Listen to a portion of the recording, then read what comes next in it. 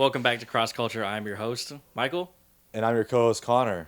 Today we're going to be talking about popular questions asked by atheists. Yeah.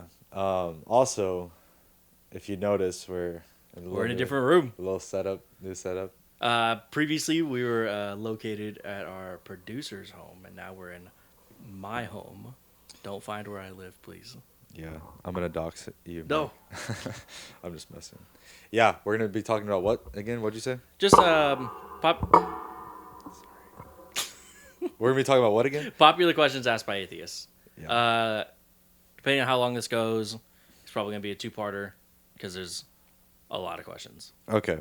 And it'll be better to help the believers Yeah. answer questions whenever people who are curious in your faith and they're wondering hey, I'm wondering about Jesus and I'm wondering about the Bible, but I have these questions.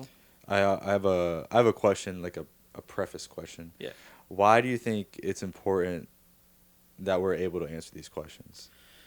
Well, I think it's always important that we understand where our roots are, who we are as Christians, why we even believe that what we believe, because God isn't he's not a God that's shy and keeps he is a God of mystery. We don't know everything about him, but he also is not afraid of being inspected. Yeah. You can check him out. You can look at it. You can look from here to here and see okay, things make sense. Things line up. There's all kinds of cross-referencing in the Bible from Genesis all the way down to Revelation. Yeah. Of prophecies fulfilling, becoming true. And I think it's very important that we understand that and just grow in our knowledge of what we believe in. Do you think it's required or necessary to have all this information? I don't think it. Of course, it's not required. God's not going to pop a quiz at the gate to be like, "Hey, did you know who wrote Genesis?" And if you can't answer it, you're going to hell. No, of course not. It's not required. What's required is faith in Jesus Christ alone. Yeah. And ultimately, whether or not you have all the facts or not, it does not determine if someone's going to listen to you and convert to Christianity. We cannot save anybody. The more you know doesn't save someone else. Yep. It can only be beneficial to help you. And you never know if someone just needs that extra question to help bolster their faith a little bit. Yeah, but at the end of the day, it's God doing the work on them. For sure. If they're going to believe in the gospel, right? Yeah, there's nothing we can do. All they need is an open heart and an open mind, and seeking Jesus Christ, they will find him. Amen. All right, well, let's get into these questions. So, first question, hold on. I got it. Oh. Who wrote the Bible, and how do we know it wasn't just made up by men?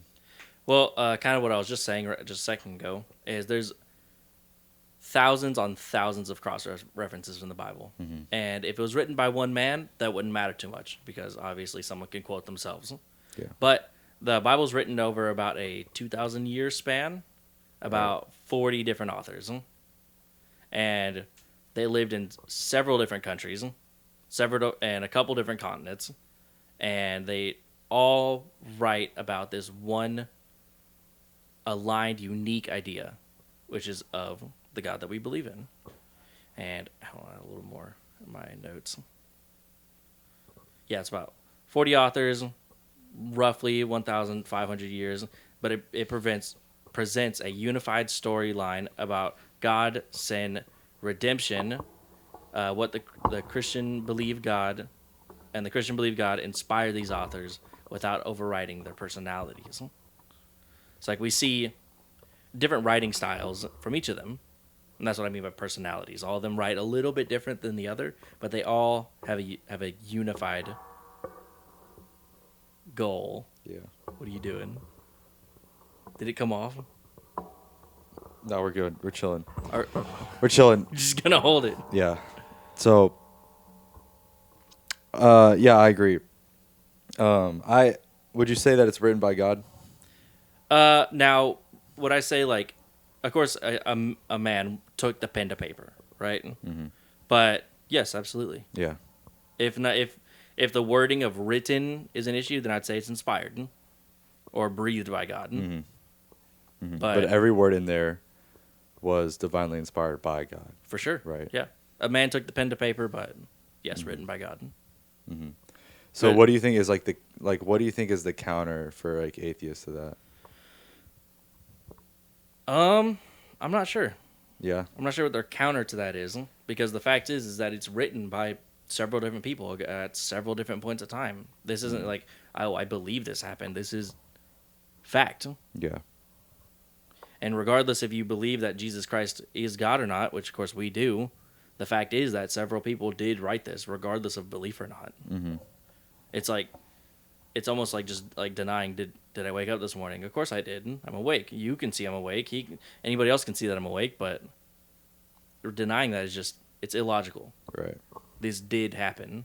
Yeah. But That makes sense. That makes sense. I think I like that answer. and especially like the word, it's very it's historically grounded. It's based off of fulfilled prophecy, eyewitness testimony, and it has internal coherence across centuries. Mm-hmm. Meaning, like, no matter what, it keeps writing about the same thing. Men wrote it, God guided it. Yeah, I like this saying where God's word is not only divinely inspired, but it's also divinely preserved. For sure. And there's a reason why we've had it for so long, is because he's preserved it, because he wants to keep his word preserved, right? Exactly. So, next question. Why does the Bible appear, or maybe it does, contradict itself in some places? And that's a popular question among atheists. They'll ask, "Oh, but there's all kinds of contradictions in the Right. Bible," and like you'll see in like different gospels of like let me see, I want to say it's in Matthew and Luke. Yeah, when Jesus Christ is talking about on how we should pray, in Matthew, Jesus says, "Then this is how you should pray: Our Father in heaven, hallowed be your name. Your kingdom come. Your will be done on earth as it is in heaven. Give us today our daily bread.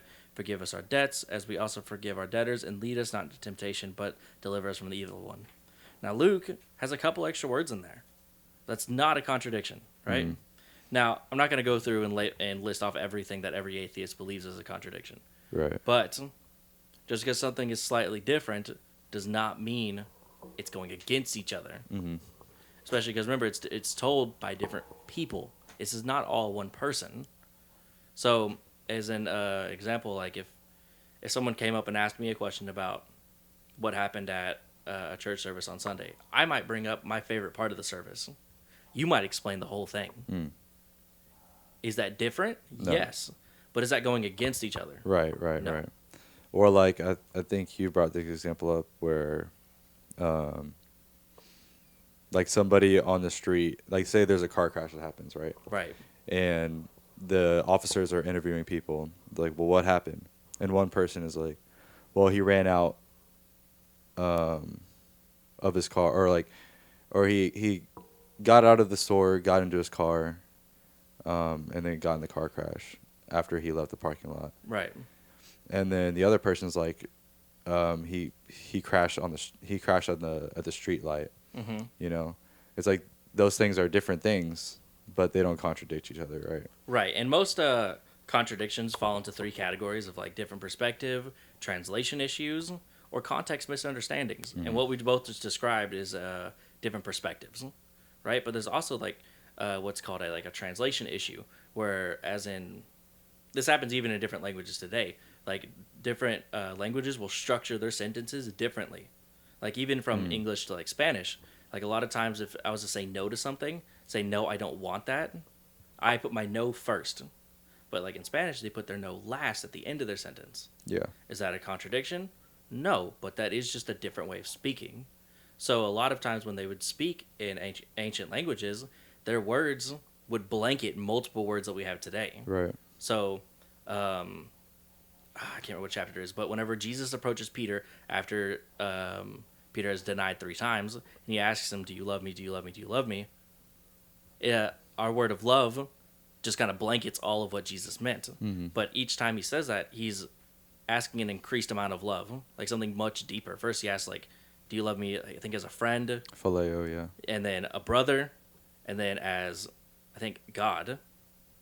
Agape, yeah. Yeah. I, And then, I can't remember I think it's I can't remember. phileo is the brotherly one, and then agape is the last one he uses. I can't remember the first one. I can't remember either. But like But they're all different, right? right, there's more in depth words for different languages. Mm-hmm. Is this a contradiction? No, but it is a language barrier, and which is why it's important for us to once again like study the old.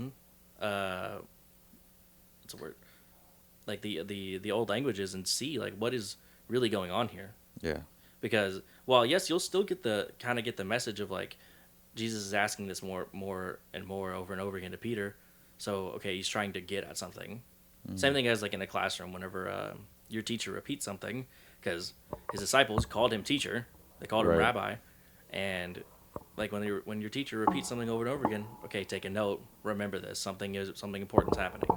So yes, you can catch that from that chapter and those verses, but to study the old really helps bring clarity. And that's not a translation, that's a language barrier. Right. But also like the last one is context misunderstandings. Mm-hmm. When you just take verses and rip them out and another verse from another place and be like, well, these are kind of the same, but they're different, they're contradictions. No, you have to understand what's happening. Mm-hmm. What's happening again at the time, what's the culture that's surrounded with, and what who specifically am I talking to? Mm-hmm. Is God speaking to all Christians in this passage, or is he speaking specifically to David or Moses or even Adam? Like, who is he talking to? This matters in especially in like a detective work with like studying of like what crimes happened, what happened, who was he speaking to? Do these people have any quarrel with each other? Is there something going on here? Like every detail matters. Right. I think that's why I've heard sometimes people are like, well, why does Peter like preach a different gospel than Paul would, right? And it's like, no, they don't preach different gospels. They're speaking to different people. Correct. And some people need to hear something different at a different time, you know. But they're still preaching the same gospel. It's just they're using different words to get there, right? Mm-hmm. Right. Question 3. Yeah. Why would a loving God allow slavery, genocide, or violence in the Bible? Why would he allow those things? I mean, on the surface level, those are like kind of hard things to grasp at, right? And very serious things like genocide. Why would he allow it? And I would even say not only did he allow it, but he orchestrated it sometimes. Like we see in Deuteronomy and like Kings and stuff or Joshua is a good example as well, where God is like, he's telling the Israelites how they're supposed to go in and take everything from these people and not leave one of them left. Right. That's genocide. And you're like, why does God allow that if he's so loving? But at the end of the day, I think the reason is because of Romans 6:23. For the wages of sin is death, right? Mm-hmm. And so every single one of these people were sinning. And I think it's a very like Western idea to think that we deserve life, you know? But I think most people, even in culture back then, when God was like telling these people to go out and kill these people, would have understood that God was the one that gave them this life in the first place. Right. It was God who had the mercy to give them life, right? And so he has the right to take it away. He has the right to do that. Mm-hmm. And this is because these people were sinning. These people had sinned. They were not just sinning, they were worshiping other gods and idols, and also like doing child sacrifices and stuff. Oh, yeah. And so I would say God have every right to do that, right? And especially with like the story of like with Sodom and Gomorrah with Lot. Mm-hmm. Like God's going to wipe away that whole town. Yeah. And we get to see how that town is. Right. Like an angel comes in there and they're trying to like rape that angel. Yeah. Like it's bad. Yeah. And while God sees Lot and he's like, all right, Lot is a believer in me. Lot is good. And Lot wants to do my will. he seeks for righteousness. So what am I going to do with Lot? I'm going to get Lot out of there. I'm still going to destroy that place, everybody in it, because they are all bad, every single one of them. And on the outside, you have Abraham going back and forth with God, like, please don't destroy that town. Yeah. God's like, if you can find 10 good ones in there, I'll spare the whole thing. But you can't. Right. You can't. And the ones that are good, God's getting them out of there. So in these towns or these places that are like, God says, wipe them off on the earth, of course, we don't know every single person in there. But God does. Yeah. And if there's one guy who's good in there, God's going to either get them out, or no, that's just it. He's going to get them out. He's going to spare the righteous. He's going to take care of them. So, yes, while we're not giving like every single detail, I don't know every person's name in every single town. But I do know that if there is one righteous in there, God will save them. Just because of the evidence, because of how God is. Even with the whole world completely consumed by sin, with Noah, the one good one left, he takes him away. 2 instances are given like that just off the bat in Genesis. So every other instance that God's like, all right, I'm going to wipe this town out. Yeah. I have to assume the same because God is always the same. Yeah.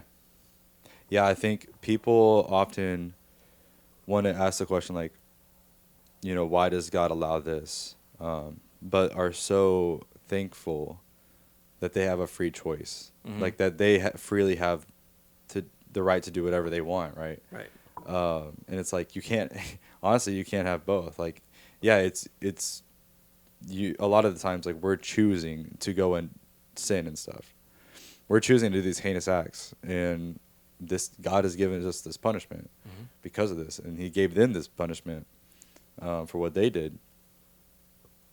And so, if God, God could have easily just made us so that we would never sin, made His people never sin, but we wouldn't have like a choice in that, right? Right. Love is optional. Yeah, and so we wouldn't have a choice in doing that. And like, what's good about that, right?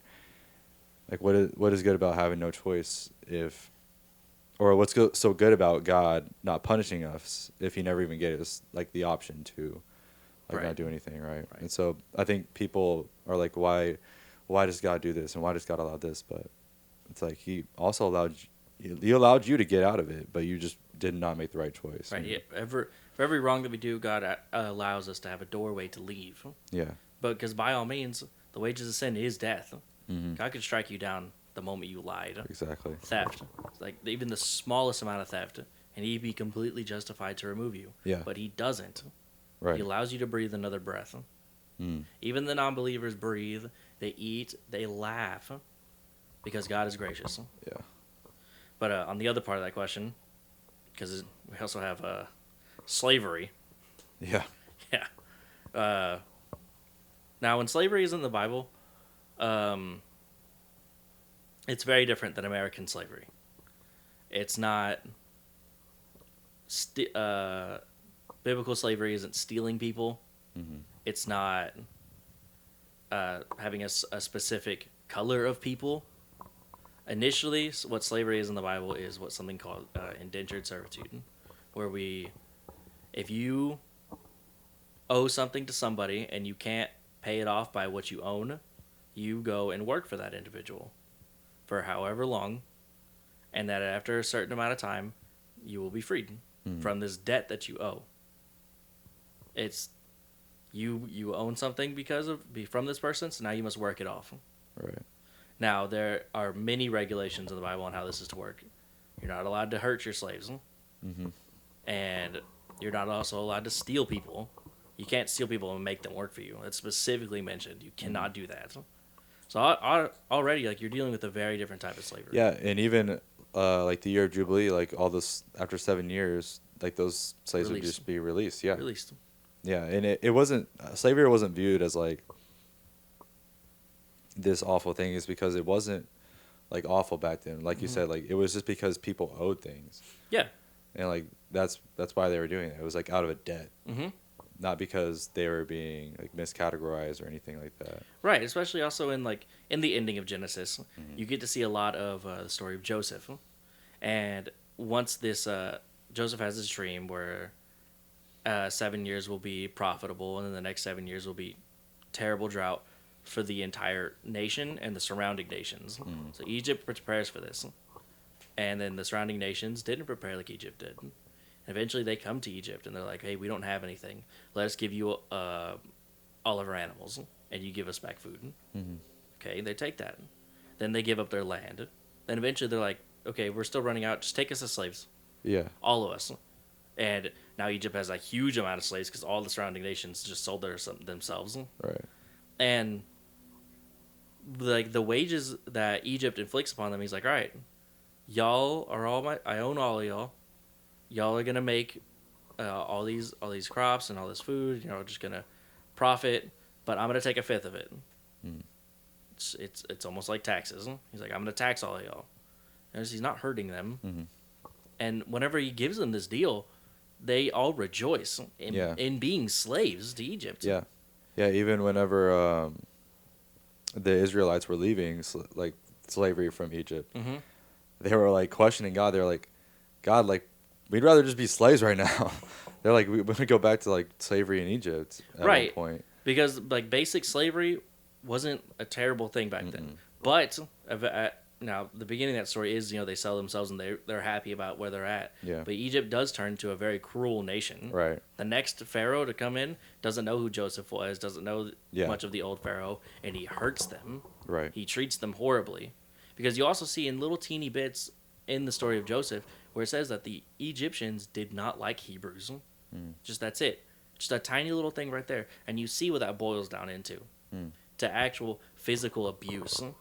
To actual like hurt and shame and punishment from these people that are no better than them. And God releases them from that. Yeah. So fast. This is going to be bad. And even before that, before all this even happens, whenever God's speaking to Abraham, God says this to Abraham. This is going to happen. Your people are going to be owned by Egypt, and I'm going to release them from this. There's so much in Genesis that happens. And the moment that slavery turns bad, God releases them because it's not supposed to be like that. You're supposed to be paying off a debt that you owed. Yeah. Yeah. Paying off a debt you owed. You're making a lot of sound. Yeah, I'm sorry. And even at that, like other things, like there's other instructions about slavery in Exodus and Leviticus where I can't remember what verse or chapter it is off the top of my head, but where once the year of Jubilee happens, and it's like, all right, let all your slaves free. If a slave decides he wants to stay because it says if he decides to stay because he loves his master, you don't love someone who hurts you all the time, not healthily, anyways. And that's it. He's supposed to now be part of the family. Yeah. Yeah. I don't know what's going on. Oh man. Yeah. Well, we're just gonna rock with it though. We're just gonna roll. Connor can't keep his freaking mic on. Look, this is not. I don't think this is my fault. You should have been there for preparation. Anyways, violence. Violence. Yeah, I think God allows it. It's basically the same answer for genocide as well. Right. Yeah. Yeah. But all right, next question. I think it's a good one. How can miracles be true when they violate the laws of science? Ooh. I like this question. You like it? Yeah, I do. Well, first, what is science? Well, I don't know. I think science is like this. It's a study of processes. Sure. Yeah. Usually it's observational. Yeah. Whereas then, like, if something happens, it will continue to happen again. Like if I drop my phone, it'll continue to drop every time I drop it. Yeah. That is now what is called scientifically proven. Yeah. If I drop it, it'll fall. Yeah. Right? So now miracles, like whenever Moses splits the sea, it's a miracle. In normal circumstances, meaning something that only me and you can do, or something that only nature usually does, it's not going to happen. Right. Unless something crazy like a gigantic earthquake happens. Right? But remember, God is above science. He created it. So he can change it if he wants to. Science says that my phone will stay flat like this forever. but I'm above my phone and I could break it, right? That changes that. Now, God is, of course, above all of that. He's Right. so much farther above that. Right. So the natural laws don't apply to him. And I think even like if you're like these miracles that happen, maybe they don't abide by the laws of science, but they for sure abide by the laws of logic. And what I mean by that is if God is all knowing, all powerful, and has created everything, he can do whatever he wants. And that doesn't he doesn't have to abide by these rules that he set on earth, you know, Mm-hmm. because he's outside of it, like you said. He's outside of it. Especially because, like, if God created nature, which he did, Uh-huh. he can act within it or beyond it. Yeah. Miracles aren't a violation of laws. No. They're acts of a lawgiver. Yeah. And Yeah, and there's this like new age, like progressive Christianity that tries to like kind of, gosh dang it, that kinds of they try to denote the miracles that happen in the Bible, and they're like, well, you know, that was just being like figurative there. It was being more figurative there. oh, it's like they're like, oh, it's poetic or whatever. Yeah, yeah, and they'll say like, you know, well, Jonah wasn't actually eaten by a fish, or that tree wasn't grown in a day, you know, and they use because like we know science doesn't like work like that, and I'm like, well, now that you've opened up that window, you have to open up yourself to like all these other windows, like the parting of the Red Sea never happened, or that even like Jesus rose from the dead. Like that's what you have to start kind of questioning. Like, what are they going to say? Oh, he went to cardiac arrest or Right. whatever. Like, no. Right. You have to like you just accept that it's a miracle. It's something that no, it doesn't make sense to us, and it shouldn't happen usually. But because God is the God of miracles, and because He wanted to do it like this, He certainly can. Right, because rejecting miracles assumes naturalism, meaning it's only the natural process is the only way it can be, which itself, miracles cannot be scientifically proven. Even like, and it's not the only thing that can't be scientifically proven. History cannot be scientifically proven. Yeah. You can't scientifically prove. George Washington. Sure, yeah, you know, the old Cliff Nechtel, whatever. That's what he always quotes. But Yeah. any historical figure, you cannot scientifically prove the actions they did because you cannot repeat that exact same circumstance. You just can't, because history and science are two different things. But Facts. Facts. Facts. All right. All right. Last question. We fixed some things. Oh, why are there so many different Bible translations? It's a two-parter. I want you to answer that one first. Okay. Different translations, right? We have like Yeah. you'll see if you go to any kind of store that sells Bibles, like Barnes and Nobles, or sometimes there's a little hole in the wall store that only sells Bibles, right? You'll have like NIV, NLT, ESV. You'll have many different ones, right? And well, yes, they might they do speak a little differently. Like the NLT is very much more it's very more literal in the way it speaks. Yeah. And different ones aren't. But what they don't do is give different messages. Right. If you're having a Bible that is a different quote-unquote translation that's giving a different message, you got a wrong Bible. Because they are consistent. Can you open that? Oh. Thank you. Okay. They're consistent. They're consistent. Mm-hmm. There you go. Thank you.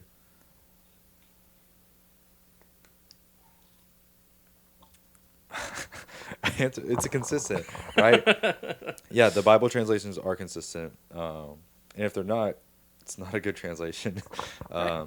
And I think even when, like, I think the Bible gets so much heat for this, when we have so many other documents that we're like, yep, that's all good and dandy. Like, I remember, I mean, there's so many of them, but like one that comes to mind is like Plato's works, right? And all the translations, like if you like go online and you look up like Plato's The Republic or The Republic by Plato, there's going to be multiple different books by different translators, and there's different translations, but everybody in you'll hear people like, oh, I like this translation a little better, but it's not because it's different or any way. It's a different worship style. What? I would say it's a different style of worship. A style of worship? Kind of. Not like they're like worshiping someone different. It's just like some people prefer to praise differently. For a very small instance, is like some people like different songs to sing to. Does that mean they're worshiping something different? No, but it's a different style of worship. Yeah. So if I like to read, just for example, of the two I can name off my head right now, NIV versus NLT, it's just what I like. Yeah. Yeah. I think it's a lot about preference because there's like a spectrum. It's like there's one side which is more like thought for thought, and then the other side which is more word for word translation. Yeah, and also like many different translations exist to make ancient Hebrew and Greek understandable, because there's not just different versions of the English, right?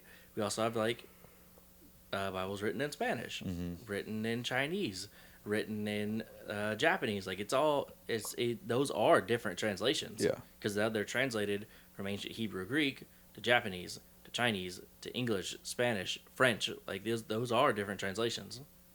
Yeah. Because one thing that the Bible doesn't do is say you have to read it in the Hebrew or have to read it in the Greek.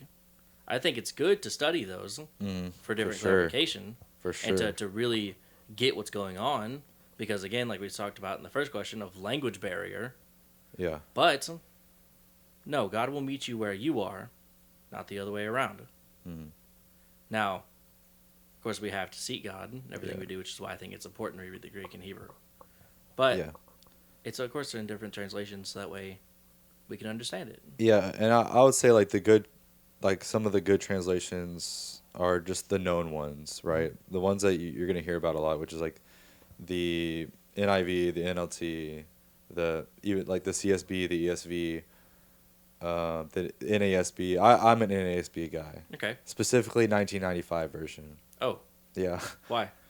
I think it's more. I like word for word translations. And the NASB or the NASB is the most word for word, and the 95 is more word for word than the 2020 version. Sure, and that's just a preference. Again, like I say, it's a different type of worship, and everyone's gonna worship a little bit differently than the person next to them. Yeah. Now there are some ones that you look out for. That's some that aren't even like worship. It's like that's just not a good translation. Right. Like I think like the Passion translation. I've never even looked at it. Don't. Oh. No, it's bad. And then there's some other ones that are not even meant to be like taken as translations, but some people do, which is bad as well. Like the Message. Sure. The Message is it's not meant to be taken as translation. It's meant to be taken as like a unique perspective. But I think when people start using it as like, oh, this is the translation I ride with, or that I do like my study with, is like, you shouldn't do that. Right. If I write down my memory of the Gospels, you shouldn't take that as gospel. Right. Exactly. Yeah. Yeah. And the last question, Mike, we're gonna end this off here. Why is there so many different denominations? You know, if like we all believe the same thing, then why do we need to like split up and stuff? Well, I don't like that there's so many different denominations. Why? Because it leads to a lot of conflict. It does a lot of people think like, well, I believe what I believe in and you believe what you believe in. That means you're wrong. Yeah. And that's not right. Christ sought unity above all things. Well, I mean, not above all things, but most importantly, what he sought was God. Yeah. Himself. Yeah. But he also sought unity. He wanted to bring us together. He didn't want us to split up. In fact, he says to not. It's written in the New Testament to not have different ideals, to be aligned in our belief. Yeah. Now, as we did say, there's different styles of worship. There's a little bit of differences in some denominations that are just menial. Doesn't matter too much. Mm-hmm. But there are some that are big differences, and that's not okay. It's not okay for us to have such big differences in our belief. For instance, Catholicism. Catholicism has a lot of different beliefs and a lot of different practices. Okay. And most of it's not okay.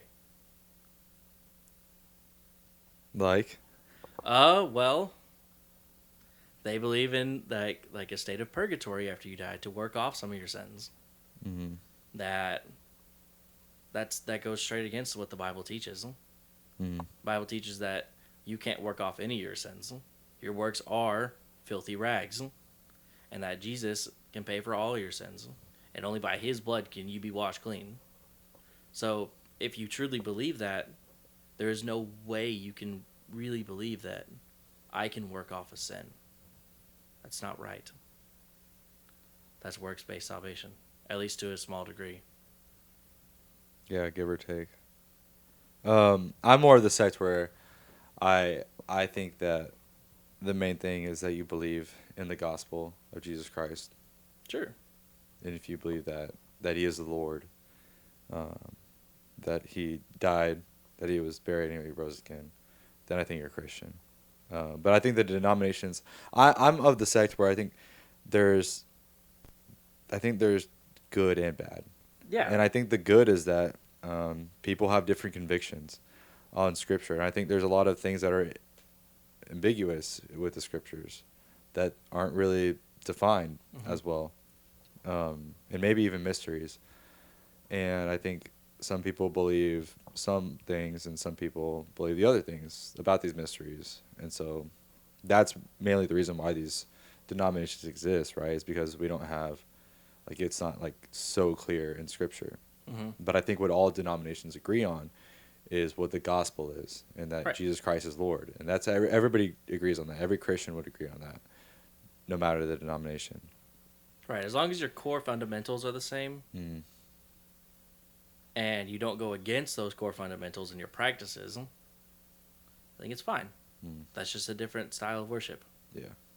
But if your practices go against the core fundamentals, even if you say, yes, I believe in this, but then say, well, I do this and this is okay, Mm-hmm. that's not all right. Right. That's not all right at all. Right. Yeah. But to answer the question, like, why is there? I think that's the reason, is because...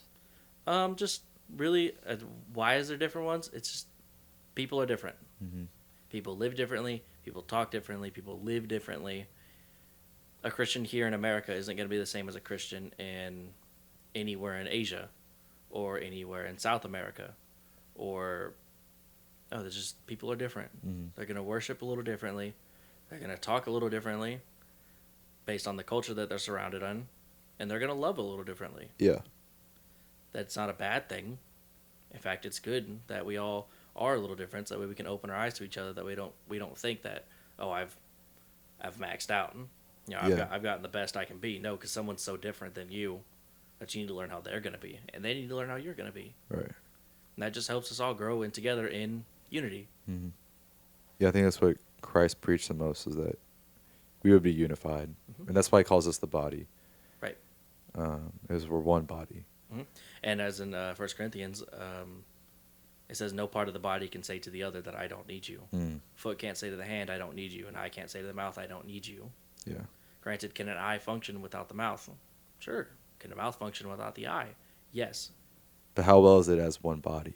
It's not as well as it could be with both. Mm-hmm. It's very important that I can see and tell you what I'm seeing. Exactly. It's very important that I can, if I can see and say that it's over there, that I can walk over there and grab it. Yeah. That's 4 parts of the body. And yet it took all of them to achieve one goal. Right. So yes, can they function on their own?